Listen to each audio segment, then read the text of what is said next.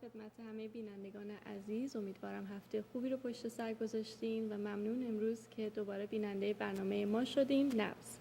در برنامه امروز میخوایم در مورد ویتامین‌های صحبت بکنیم و دوباره دکتر جسیکا مهمان برنامه امروز ما هستن. Thank you, Dr. Jessica, for being with us again today. Thank you. There are a lot of over-the-counter vitamins available in the drugstores. Would you recommend any of them to your patients? I don't generally recommend vitamin supplements. I tend to address things first with the diet, and then often I will recommend bee pollen as a general supplement for people. اولین سوالی که امروز از دکتر جسیکا پرسیدم این بودش که ویتامین‌های زیادی هستن که در داروخونه‌ها فروخته میشن و آیا شما اینا رو به مریضاتون توصیه میکنین؟ ایشون گفتن که این نوع ویتامین‌ها رو معمولاً که در داروخونه‌ها هستن به مریضاشون توصیه نمی‌کنن و معمولاً گرده زنبور عسل رو که مملو از ویتامین‌ها هست، این ویتامین‌هایی هستش که بدنمون احتیاج داره توصیه می‌کنن به مریضاشون. What are some essential vitamins we need and how can we get them naturally? Okay, a major one would be calcium. We have, of all of the calcium in our body, 99% is involved in our teeth and bones. The other 1% is carrying our body functions. سوال بعدی که از دکتر جسیکا پرسیدم که معمولاً بدن ما چه نوع ویتامین‌های ضروری احتیاج داره و چطور میتونیم این ویتامین‌ها رو به طور طبیعی بگیریم از غذاهایی که مصرف میکنیم. ایشون گفتن که معمولاً کلسیم هستش که بدنمون احتیاج داره واقعاً و برای معمولاً استخون بندی و برای ساختن استخوان‌های قوی معمولاً از کلسیم استفاده می‌کنیم. کلسیم یعنی خیلی احتیاج داره بدنمون و what else would calcium be? Calcium, aside from keeping our teeth and bones strong, calcium is involved in blood clotting, regulating our blood pressure, some brain functions, cellular communication, and it also controls our muscles and our nerves. Okay. یکی دیگه چیزایی که کلسیم انجام میده برای بدن همونجور که گفتم هم استخوان‌های قوی میسازه هم دندون قوی، ولی یکی کار دیگه که انجام میتونه بده در خون لختگی، یعنی کمک میکنه به خون لختگی و فشار خون، عملکرد مغز، ارتباط سلول‌های خون و عملکرد عضلانی و عصبی. میتونیم همونجور که گفتن کلسیم رو از گرده زنبور عسل، اگه بچه‌های اتاق فرمان بتونن نشون بدن، ما امروز یه ذره‌شو داریم. این گرده رو میتونین معمولاً تو جایی که چیزای طبیعی میفروشن میتونین بگیرین و مملو از ویتامین و کلسیمی هستش که امروز دکتر جسیکا در راجعش صحبت میکنن. So besides from the bee pollen, what are some other things or what are other foods that we can get calcium from? Number one would be our dark green leafy greens, like spinach, kale, mustard greens, dandelion greens even, sesame seeds, and also pink Himalayan salt. Yeah. بعضی از غذاهایی هستن که مملو از ویتامین C هستن. حالا یکیشون همین گرده زنبور عسل بودش، ولی میتونین حتی در دانه‌های کنجه بگیریم، در سبزیجات سبز مثل حالا سبزی قاصدک بهش میگن، سبزی خردل و این جور سبزی‌ها میتونیم ویتامین C رو پیدا بکنیم و تحقیقات نشون داده واقعا که میتونه، یعنی کلا این نوع کلسیم کلا میتونه باعث جذب بدن بشه و واقعا میتونه واقعا انرژیزا هم هستش. اون انرژی که بدنمون احتیاج داره میتونه کلسیم بدنمون بده. And what are some other things that the bee pollen can actually give our body? Or In terms of vitamins, it can give us all of our B vitamins. It can give us vitamin C and vitamin D, and vitamin B12 is also a source of vitamin B12. بعضی دیگه از ویتامینایی که میتونه این گرده زنبور عسل بده ویتامین B هستش، ویتامین D هستش، مگنیزیم هستش و خیلی هم توصیه میشه. این خیلی چیز جدیدیه که میتونیم همونجور که گفتم توی جایی که چیزای طبیعی میفروشن میتونیم به دست بیاریم. What are some other things you would recommend our body needs? Like, for instance, iron. That's one of the things that I know, especially women, really do lack. What are some foods we can actually take that actually have iron in them? Okay, foods that have iron, bee pollen is one source. Sweet potatoes would be a source, squash, pumpkin seeds. A lot of nuts have iron, and dried fruits. Also a lot of legumes, beans, chickpeas, kidney beans, dark leafy greens, also beetroots and lentils. They're all sources. یکی دیگه از چیزایی که واقعا بدنمون مخصوصا برای خانم‌ها احتیاج داریم آهن هستش و کمبود آهن هستش و غذاهای زیادی هستن که میتونیم این آهن رو به دست بیاریم. چند تا چیزاشونه که دکتر جسیکا امروز نام بردش، تخم کدو هستش، بادام زمینی، بادوم. Did you mention also lentils? Yes. عدس، کدو، فندق، آجیل کاج، لوبیا، حالا میتونه سیاه باشه یا لوبیا قرمز باشه، نخود و سبزیجات سبز و ریشه چغندر میتونه باشه. So how can we tell if our body is lacking? Depending on what vitamin will have different signs and symptoms, but a good indication would be just general unwellness. If we're not feeling well, we're probably missing something. For example, if we're tired, we may be low in iron, or if we're having muscle cramps, maybe we're deficient in magnesium.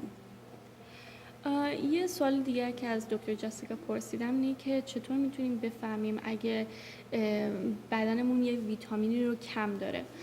ایشون گفتن که معمولاً خستگی احساسی هستش که کلاً میتونیم داشته باشیم وقتی یه چیزی بدنمون کمه، یه ویتامینی کم داره و آدما معمولاً خستگی رو احساس میکنن و حتی گرفتگی عضلات هم میتونه مثلا بهمون بگم مثلا اگه گرفتگی عضلات زیاد داریم خودمون میتونیم بگیم که خب حالا مگنیزیم بدنمون کمه.